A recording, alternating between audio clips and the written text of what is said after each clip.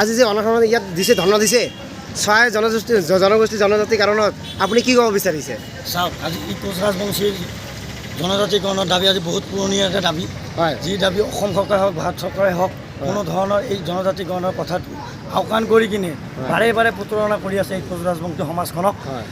আমি ইয়াৰ প্ৰত্যুত্তৰ আমি অসম চৰকাৰ হিমন্ত বিশ্ব শৰ্মা ডাঙৰীয়ে ক'ব খোজোঁ, 2026 চনৰ আগতীয়াকৈ যদি কোচ ৰাজবংশী জনজাতিকৰণ কৰা নহয় তেনেহ'লে ইয়াৰ প্ৰত্যুত্তৰ 2026 চনত অসম চৰকাৰখনে বেয়া বাবদ পাব বুলি আমি হুংকাৰ জনালোঁ। আৰু ইয়াতকৈ ভয়াৱহ আন্দোলন যিমান দিনলৈকে আমাৰ এই দাবী দিয়া নহ'ব বা আমাৰ এই দাবী প্ৰদান কৰা নহ'ব, ইমান দিনলৈকে অসমত মানে আমি কোচ ৰাজবংশী ছাত্ৰ সন্থাৰ তৰফৰ পৰা আমি যিমান দিনলৈকে এই দাবী আমাক দিয়া নহ'ব, ইমান দিনলৈকে আমি ইয়াতকৈ জংগী আন্দোলন কৰাৰ কাৰণে আমি ৰেডি হৈ আছোঁ।